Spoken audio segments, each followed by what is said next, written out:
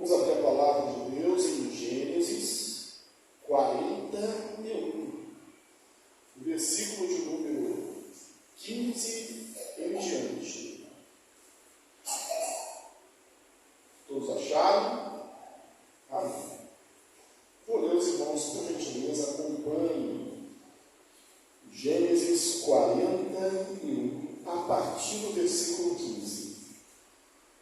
E este lhe disse: tive um sonho, e não há quem o interprete.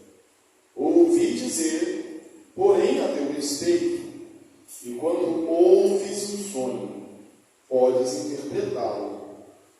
Respondeu-lhe José: não está isso em mim, mas Deus dará resposta favorável a Faraó. Então contou Faraó a José. No meu sonho estava eu de pé na margem do Nilo, e eis que subiam dele 7 vacas gordas e formosas à vista, e pastavam no carniçal. Após essas subiram outras vacas fracas, feias, avissas e magras. Nunca se viu outras assim disformes em toda a terra do Egito. E as vacas magras e ruins comiam as primeiras 7 gordas, e depois de as terem engolido, não davam aparência de as terem devorado, pois o seu aspecto continuava ruim como no princípio. Então acordei. Depois vi em meu sonho que 7 espigas saíam da mesma haste, cheias e boas. Após elas nasceram 7 espigas, mirradas e listadas do vento oriental. As 7 espigas mirradas devoraram as 7 espigas boas.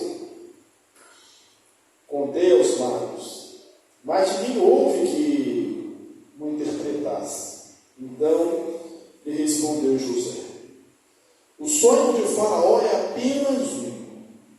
Deus manifestou a Faraó o que há de fazer. As 7 vacas boas serão 7 anos, as 7 espigas boas também 7 anos. O sonho é um só. As 7 vacas magras e feias, que subiam após as primeiras, serão 7 anos, bem como as 7 espigas mirradas e crestadas do vento oriental serão 7 anos de fome. Essa é a palavra, como acabo de dizer a Faraó, que Deus manifestou a Faraó o que há de fazer. Eis aí vem 7 anos de grande abundância por toda a terra do Egito. Seguir-se-ão 7 anos de fome, e toda aquela abundância será esquecida na terra do Egito, e a fome consumirá a terra. E não será lembrada a abundância da terra em vista da fome que seguirá, porque será gravíssima. O sonho de Faraó foi dúplice, porque a coisa é estabelecida por Deus, e Deus se apressa em fazê-la. Agora, pois, escolha Faraó um homem ajuizado e sábio, e o ponha sobre a terra do Egito. Faça isso, Faraó, e ponha administradores sobre a terra, e tome a 5ª parte dos frutos da terra do Egito, e os 7 anos de fartura. Juntem os administradores toda a colheita dos bons anos que virão. Recolham o cereal debaixo do poder de Faraó para mantimento das cidades e guardem. Assim, o mantimento será para abastecer a terra do Egito nos 7 anos da fome que haverá no Egito, para que a terra não pereça de fome. Aí, pula lá para o versículo 49, diz assim: assim ajuntou José muitíssimo cereal, como a areia do mar, até perder a conta, porque ia além das medidas. Amém?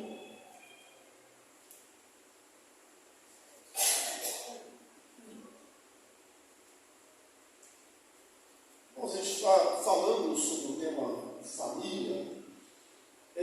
Hoje nós vamos tratar tarde um assunto que toda família tem, toda casa tem. O assunto é dinheiro. É dinheiro. Se tivesse dinheiro, você não comia, não bebia, não se vestia. Vai ter que haver um relacionamento com o dinheiro. Até então, disse que é muito ou pouco, se está sobrando ou faltando, mas dinheiro é necessário, né? Dinheiro, na verdade, é um assunto altamente espiritual, né? A gente precisa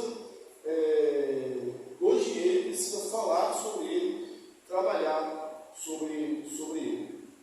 Eu trato bastante disso no livro Você Supramento, sobre dinheiro. Tem alguns capítulos ali que eu posso destacar. Um tem o título Sucesso é igual ao gelatina. E outro é Ser pessimista pode ser bom.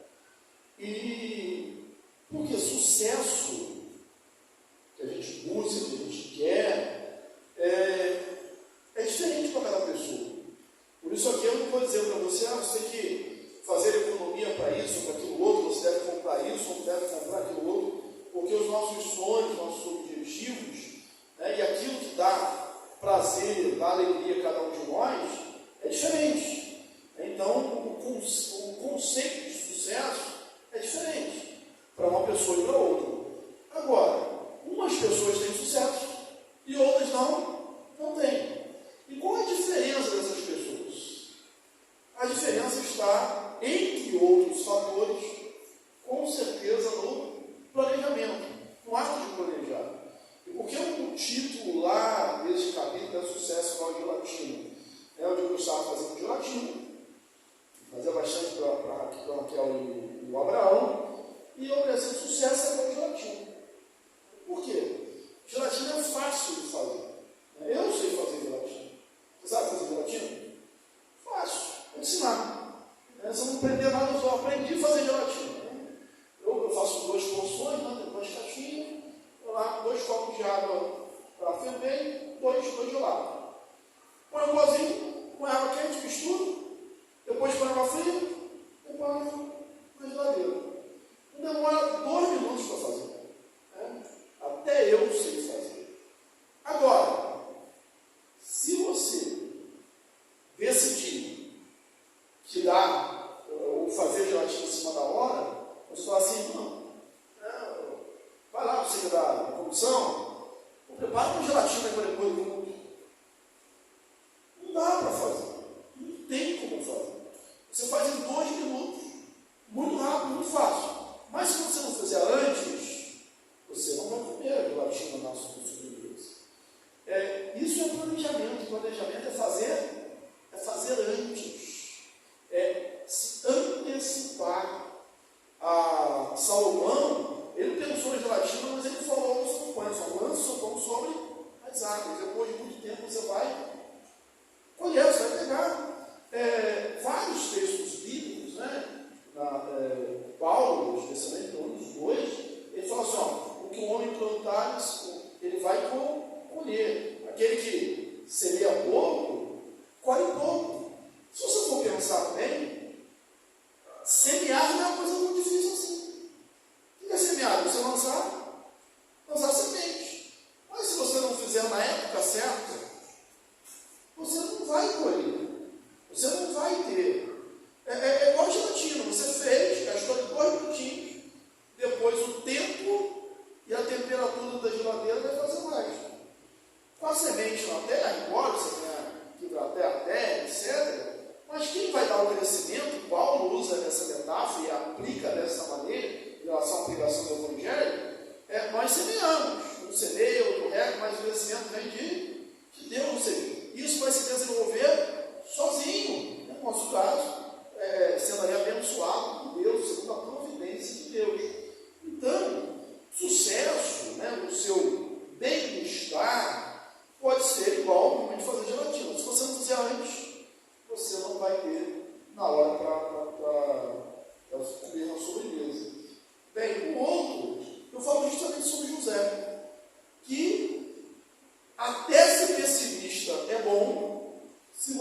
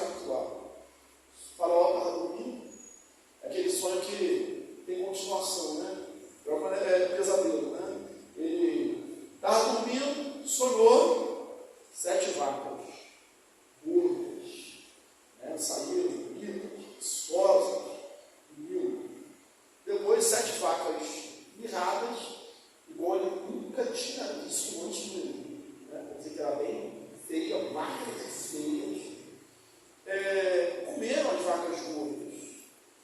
E tinha um detalhe no sonho. E depois de haverem comido, sua aparência era dele, quer dizer, parece que não tinha comido nada. Aí ele acordou, deu tomado água, voltou a dormir, só um sono. Aí sonhou de novo. E agora estava lá, na carniçal do inimigo, e vieram 7 espigas livres, cheias, viçosas, e depois 7 magras, sopradas pelo vento oriental, segundo o vento oriental do deserto, que acabava com as plantações. E as espigas magras comeram as espigas de podre e continuavam do mesmo jeito. E falou, José da intenção do sonho, ele falou, o sonho é um sonho. É dúplice, porque a palavra é de Deus, e Deus confirma a Faraó. Deus está falando para Faraó que vai acontecer. Quer dizer, Deus está dizendo para Faraó que vai acontecer. Vai acontecer sim, nunca venha, se previna, se prepare.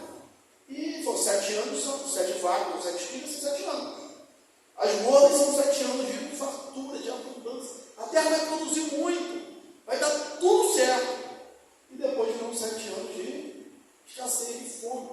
Tão severa que ninguém vai se lembrar dos anos de abundância. Quer dizer, o pessoal esqueceu. A vaca magra vai comer a gorda e vai continuar magra. A espiga vai continuar feia. Vão se esquecer, tamanha fome. E aí José já dá o conselho. José já dá a orientação, já dá os caminhos das pedras.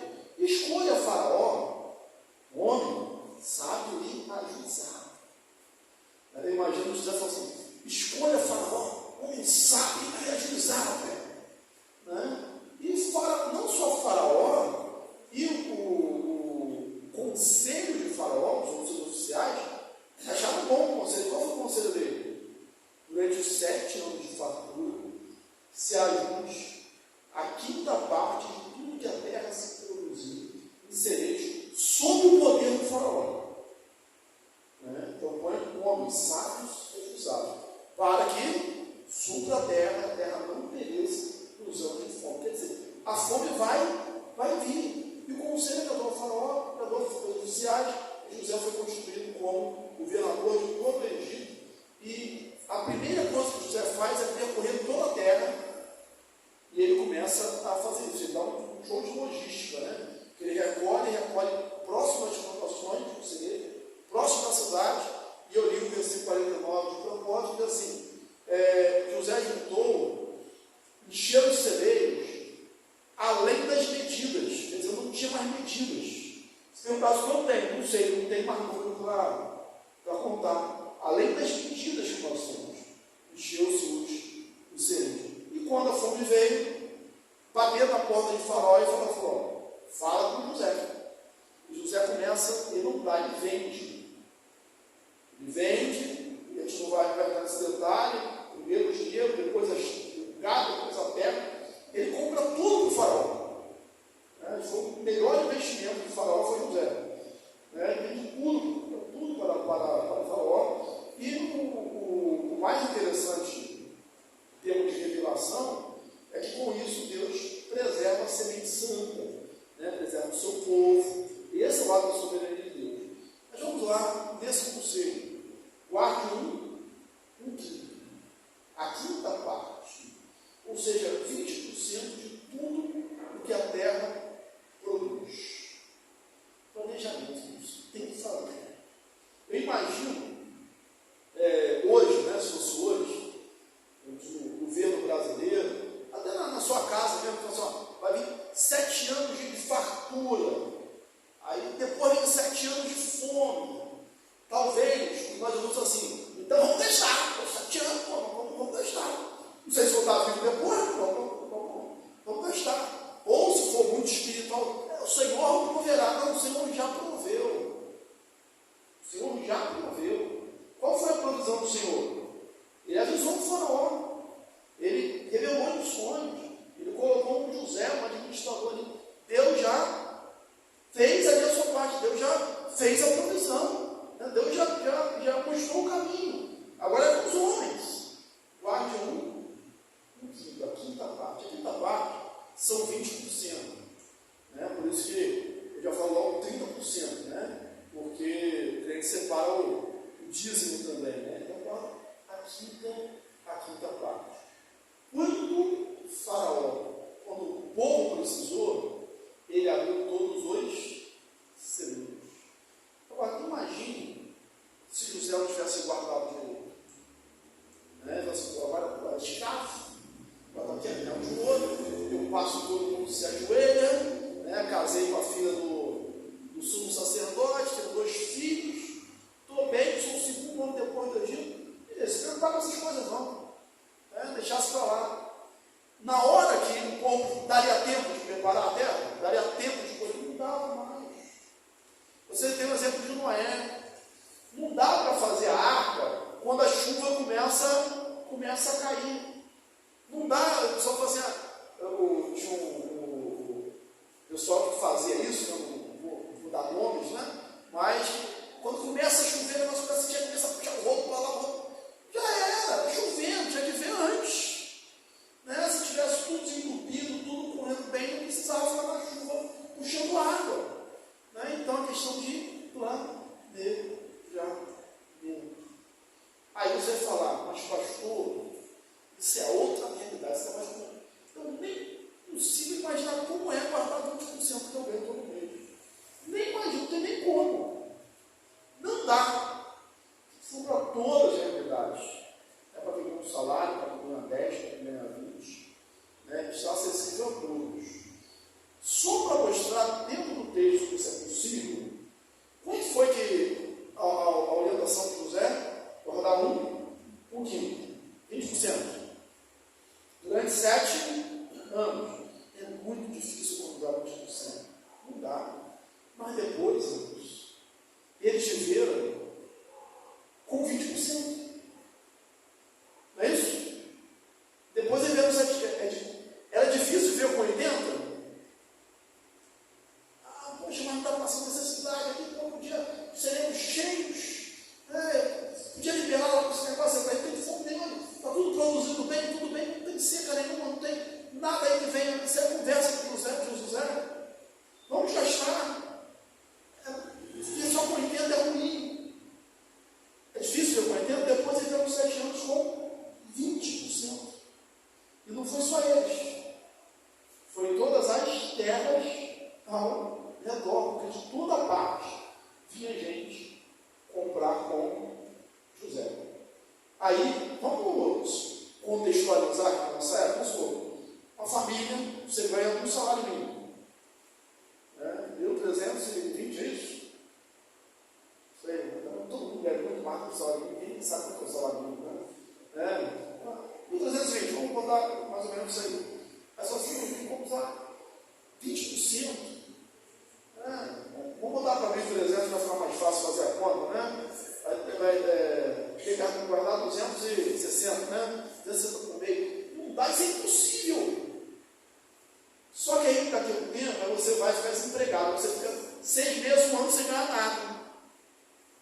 Então dava para quando estava empregado, guardar 260.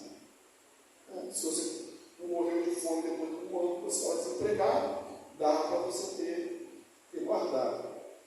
Irmãos, aí você fala, pastor, mas tem que tomar cuidado com a família. A gente não pode ser ávaro, amor ao dinheiro, a gente todo demais. Irmãos, é um relacionamento com Deus.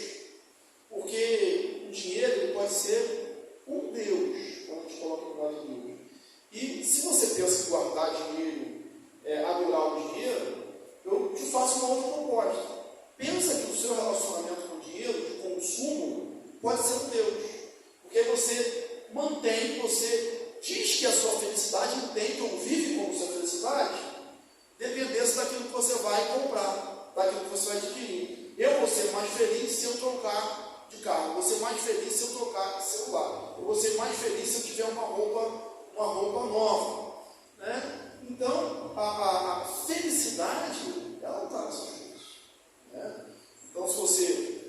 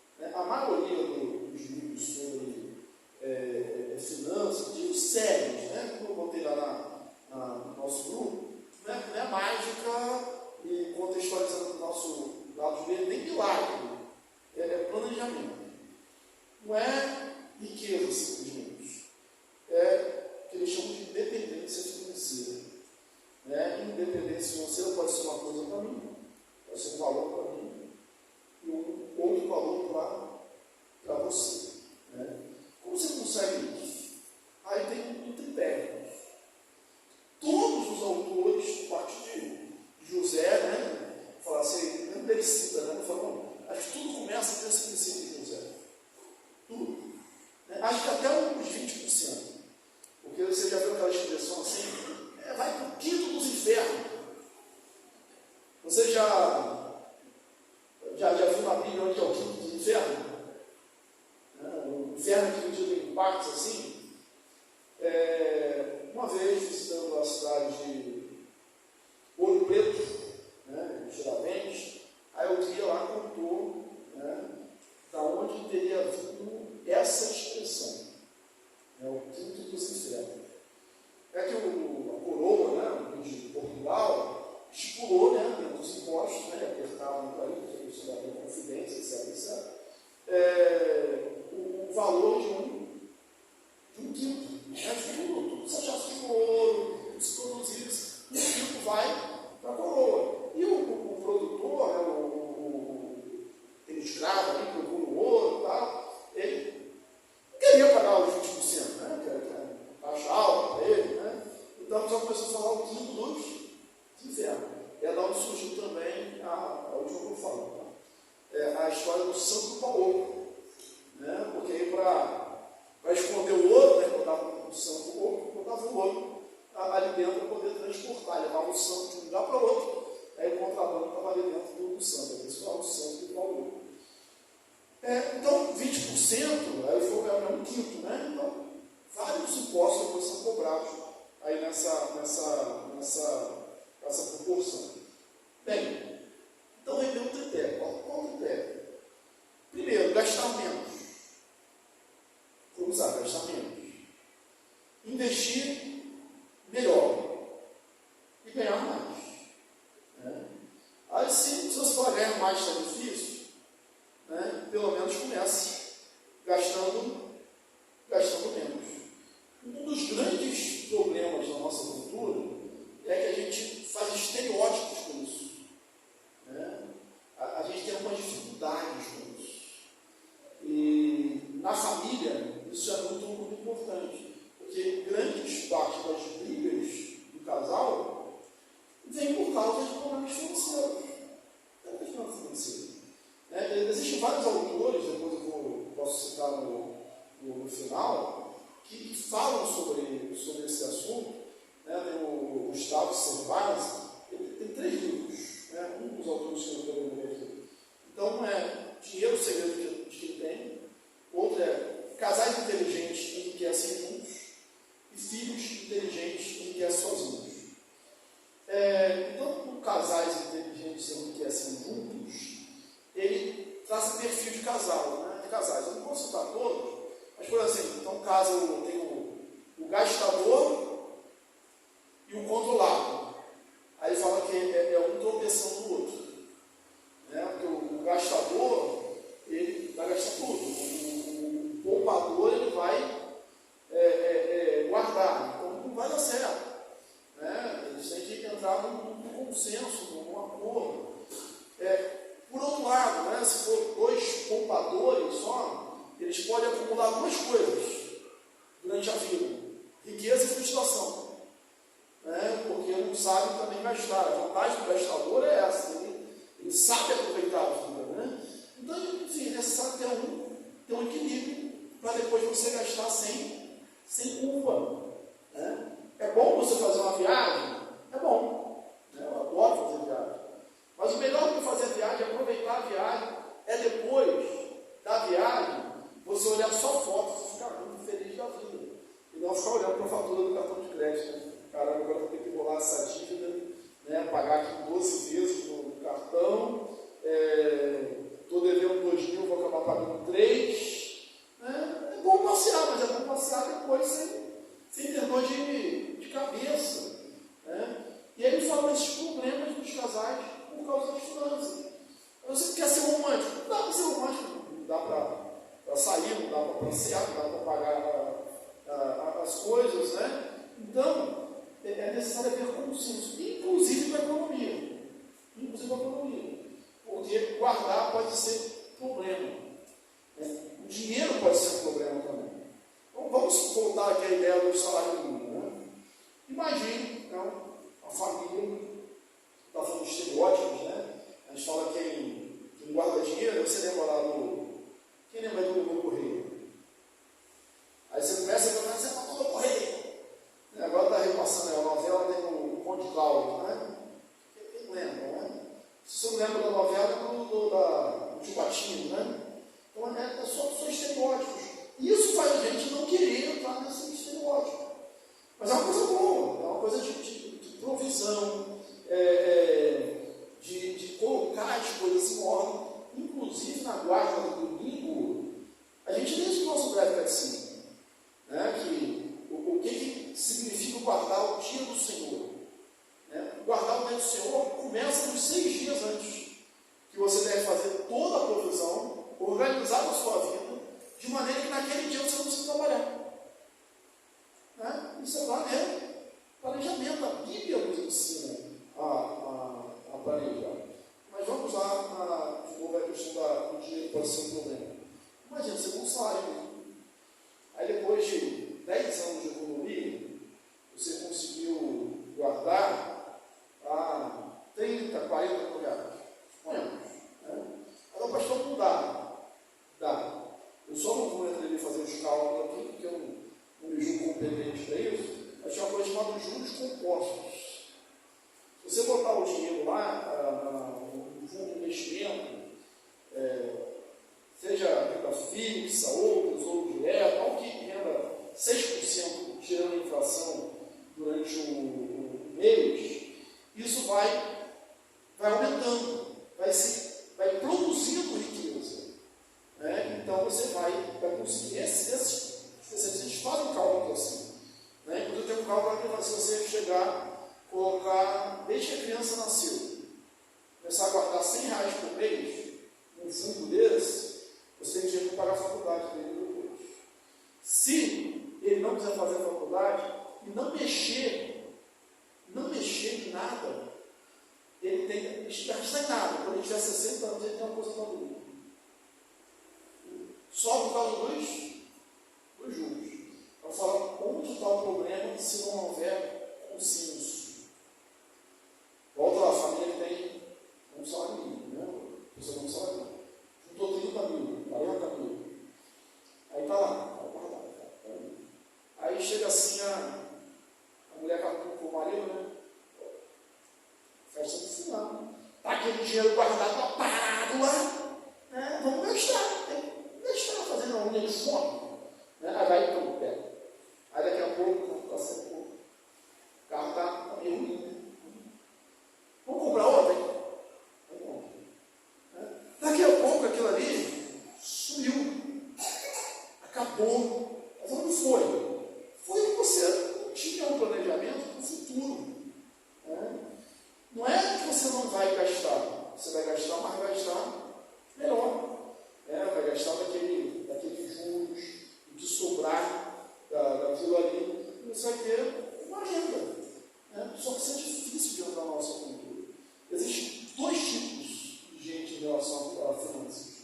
Eu costumo dizer assim, gente que paga juros e gente que recebe juros. Só isso. Se você guardar isso, eu quero saber que lado eu vou estar. Daquele que recebe juros ou daquele que paga juros. Quem tem a chave aqui mais fácil para o sucesso aqui, né? Quanto mais novo, mais fácil. Então, Gabriel e Júlia, né? E Angelina, né? Tem a maior possibilidade de ter uma independência financeira, né? De ficar rico. Se começar desde cedo, a guardar desde cedo, a economizar. Porque quanto mais tempo, mais isso vai render. Tem um outro livro que eu tinha sido um autor, eles chamam de O Primo Rico, né? Então eu quero o título do 1000 ao 1.000.000, né? Sem cortar o cafezinho. Porque às vezes a gente faz economia onde não deveria, não dá para fazer, e esquece de outras partes, né? Como comprando coisas de grande valor sem necessidade. Aí, uma das minhas aulas de administração, o professor sempre dizia: quem se preocupa com o tintim, se esquece dos tantão por tantão. Né? E aí, em dado momento, ele mostra e fala assim: eu vou provar você, e ele faz os cálculos que eu não tenho como reproduzir aqui. Para você que o título do meu livro não é só marketing, né? Não é marketing, que dá para você chegar do 1.000 a 1 milhão. Aí ele fez lá uma planilha, né? Ele põe essa planilha no livro, a pessoa depositando R$1.000 por mês. Eu digo até 2016, 2017, né? Ele depositou R$1.000 por mês durante 20 anos. Sem mexer. Depois de 20 anos, tinha lá R$1 milhão. Sem fazer mágica, sem criar juros. Investe aqui nesse negócio, falando 20% com ele. Não. Aquilo que o mercado dá, produz. Tinha isso aí. Aí, se você pensar assim, 1 milhão, a 0,6%, quanto vai dar? Porque só de juros. 6 mil, né? 6 mil reais só de juros. Aposentadoria. O salário que muita gente não tem. É realmente impossível. Aí você fala, mas mil é muito. Eu vou fazer o contrário, põe 100. Aí vai dar mais ou menos a mesma coisa. Você vai ter depois no final R$600 por mês de juros. Mas só mais não é muito pouco. Mas imagine se eu pudesse, então, assim, olha, a pizza do final de semana eu pago só com juros no meu investimento. Já não está legal? A feira eu pago com juros. O IPVA do carro, o seguro, eu pago com juros. E tudo vocês fazem, gastar menos. Comprar à vista. Né? Fugir dos financiamentos. Não é que o financiamento seja um vilão, que seja amado, não. Está ali para quem precisa, quando é necessário. Mas tem coisas que não são imprevistas. Por exemplo, IPTU, no começo do ano, IPVA, seguro de carro. Isso é imprevisto? Não é imprevisto. Mas se tiver um carro igual eu tenho, já mais de 10 anos de uso, eu paguei tudo à vista. Por pagar à vista, dá quase R$400 de economia. Está legal em 12 vezes, está aqui, beleza, tranquilo. Essa que vai ser a proposta das lojas, 12 vezes. Dá para comprar, vai esperar para quê? Eu, conversando com a Raquel, o Abraão, prometi dar um celular para eles. Aí então, só que prometi no ano passado, no outubro, foi no outubro, direto. Me deu umas tarefas para eles também fazerem. Falei, olha só, é assim. O celular, eu peguei, estava custando no passado, não sei se é R$1.000. Só que, Raquel, eu não vou pagar R$1.000. Eu vou começar a guardar o meu dinheiro agora, eu vou pagar só 900. Porque 100 é o banco que vai pagar para mim. Com juros. Eu estou falando assim sempre das porcentagens, porque é a forma deles entenderem. Então, se ao invés de escolher agora, eu começar a guardar, eu vou pagar menos. Por quê? Porque parte daquele valor que eu ia pagar, quem vai pagar? Os juros. Eu falei, não tem mais, eu não vou pagar 900 não. Eu vou pagar menos de 900. Eu vou chegar na loja, eu falo assim, eu quero 2 celulares, e eu vou pagar à vista, eu quero desconto. Aí a moça falou, mas não posso, você já está na promoção. Eu falo assim, não, quero falar com o seu gerente. Aí o gerente falou, tá bom, eu vou procurar outro, depois eu volto, vou ver outras propostas. Se ele não me chamar quando eu estiver indo embora, eu normalmente compro outra proposta. Mas aí, você acha que eu vou atrasar o seu presente? Não. Porque se é no dia 12 de outubro, você acha que é no dia 11 que eu vou comprar seu celular? Não, compra mais. Porque planeja já mesmo.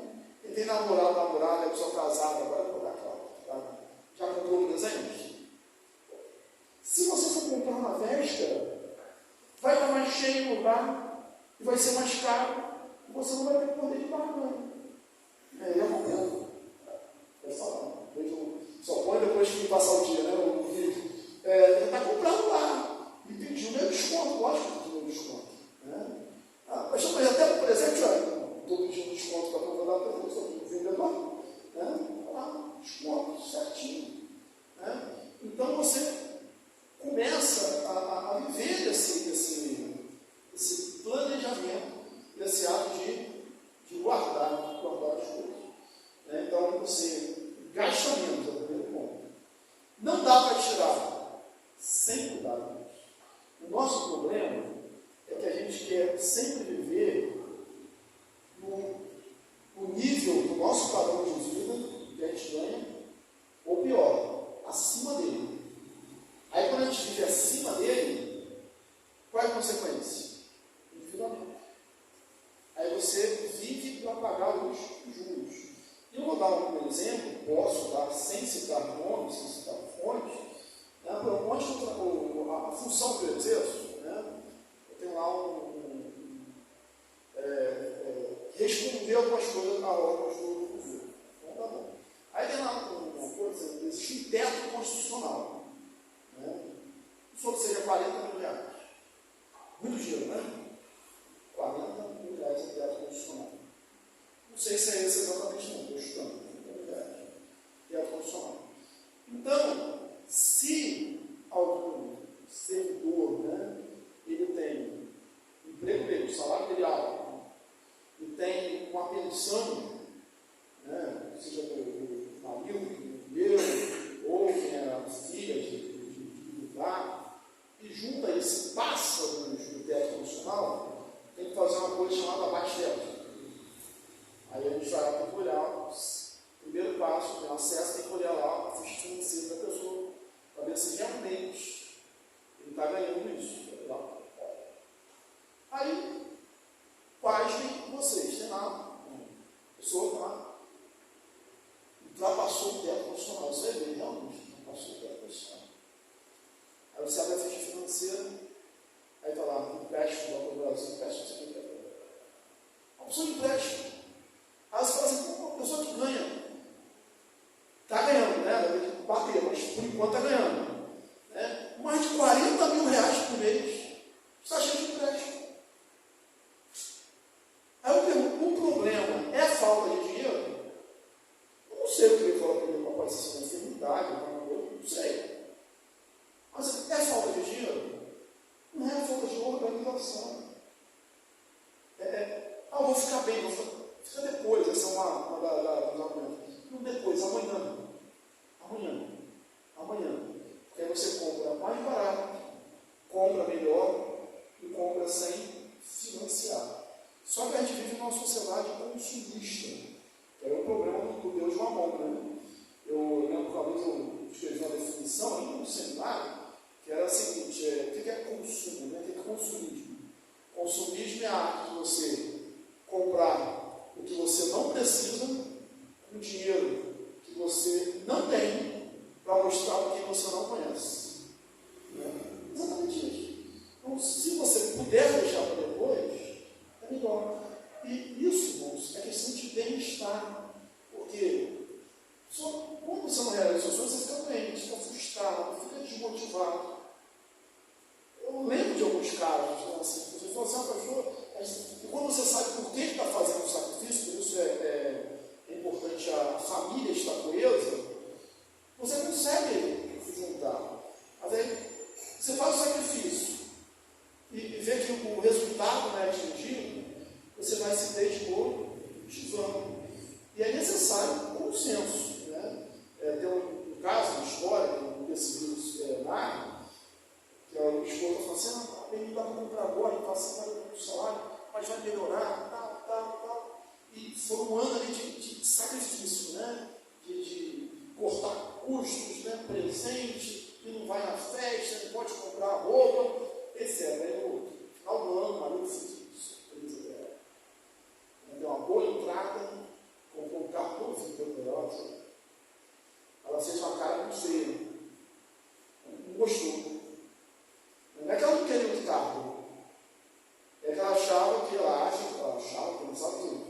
Aquele sacrifício não justificava ter o carro. Ela preferia estar na festa, preferia estar. Então, realmente, se você não sabe que você está economizando, ou está economizando para coisa que você não quer, vai gerar conflito. Né? Então, tem que haver consenso. Você lembra do filme, já que a gente está falando de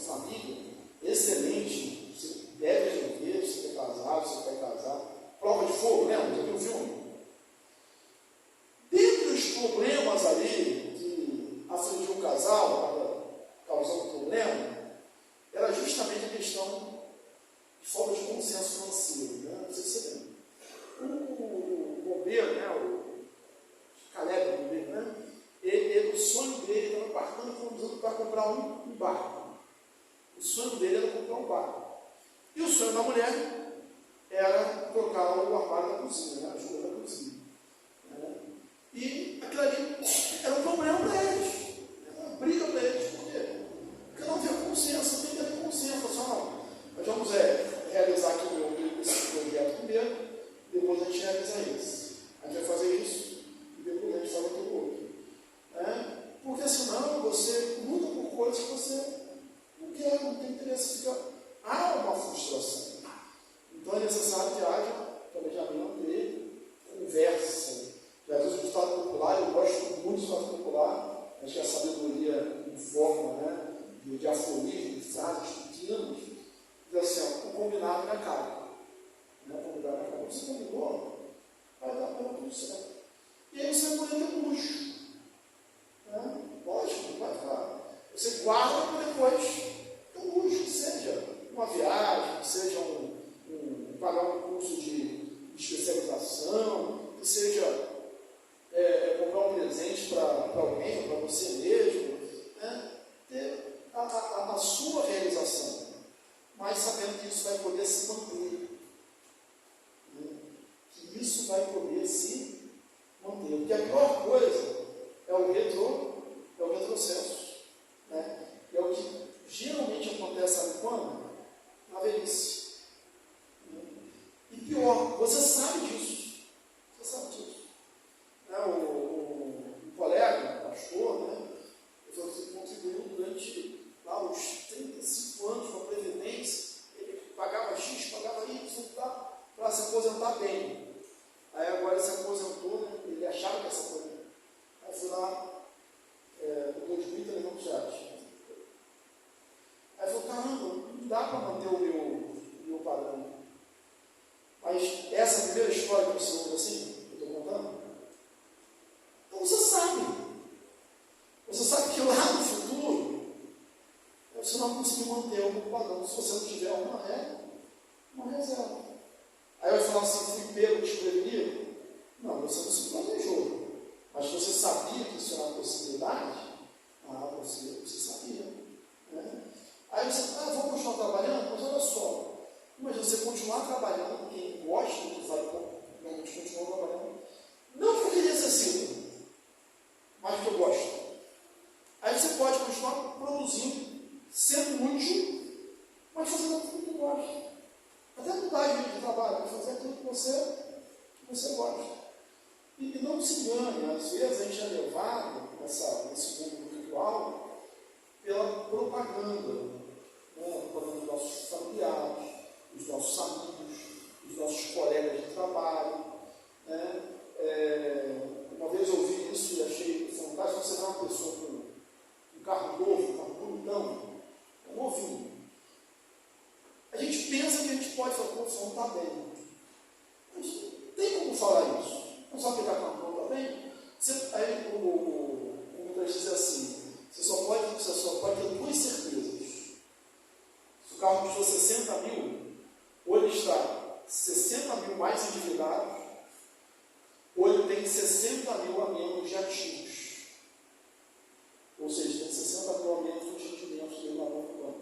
É só isso que você pode saber. Você não pode saber mais nada. E a gente se vê nisso aí. O pessoal posta festa, posta tá bem, a casa bonita, etc. Você quer acompanhar aquele padrão. Você não precisa acompanhar o padrão que você pode ter o seu padrão, tem que te dar alegria, tem que te dar felicidade. E planejar para fazer isso. Você está dizendo que não tem errado comprar o carro zero? Não. Você pode comprar o carro zero, se for o seu sonho, e se der dentro do seu orçamento. Posso ter uma casa de praia? Posso ter uma casa de praia. Posso viajar todo ano? Pode. Desde que você tenha se planejado para isso. Então, gasta menos, investe melhor e ganhar melhor até nesse sucesso. Uma vez, só para um conselho bem prático, eu disse a um amigo meu, ele era autônomo, Ele tem a realidade, se você é um serviço público, se você é um autônomo, a idade, tudo isso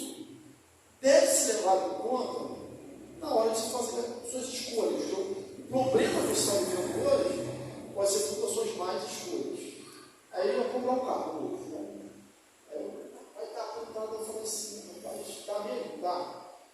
E autônomo, né? Aí ele falou assim, vou fazer uma pergunta para você. Se por acaso você tiver que ficar sem trabalhar 6 meses, você tem guardado, além da entrada do salário, 6 meses para pagar a pensão do carro? 6 meses é muito, pessoal.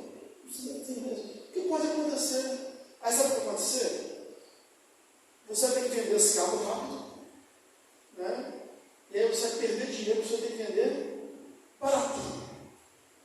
E aí vai ficar frustração, porque você estava dirigindo um carro novo e agora está dirigindo um carro velho.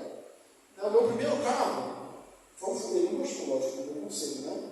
E também não seguiu. Graças a Deus que ele não teve problema de 6 meses, né?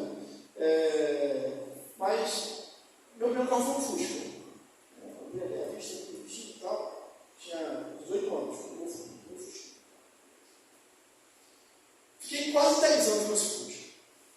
Alguém falou, por isso eu troco de carro, não, tá bom, nunca me deixou a pé, tá legal, meu Fusca era bonitinho, arrumadinho, chamava atenção, né? E aí, a partir daí, o Fusca é muito ruim, né? Assim, para mim tá bom, o carro que da minha vida é Fusca, então tá bom. E eu falo assim, eu até acredito em vocês justamente por isso, porque eu sei que o dia que eu mudar de carro, para mim vai ser ruim dirigir um Fusca. Então eu não quero vir para trás, então deixa no Fusca durante muito tempo, né?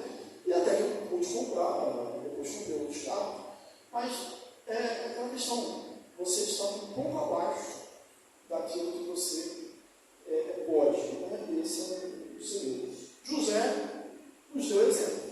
José nos deu exemplo. Então, qual é o segredo? Pastor, tem que ser 20%? Não, vamos ser um pouquinho menos, né? Mas se você tiver uma reserva, um investimento, um fundo de reserva, um fundo de emergência, que falam disso, porque quando acontece um imprevisto, o que você faz? Pode acontecer, não pode? Tem que comprar uma coisa urgente, aí vai fazer algum empréstimo. E aí você vai pagar juros. É necessário ter um fundo de emergência. Até para ajudar, até para abençoar. O país vai ser mais rico se houver menos gente endividada.